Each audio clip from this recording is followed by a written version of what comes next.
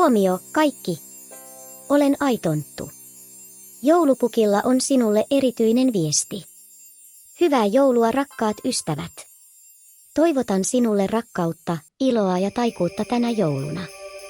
Pysy kuulolla, saat lisää juhlahuutoja punapukuiselta mieheltä.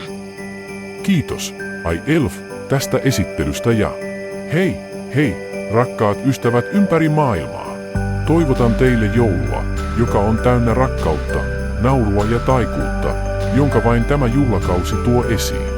Kääriköön joulun henki lämpimään syleilyynsä ja täyttäköön sydämesi vuoden ajan ilolla. Hyvää joulua kaikille!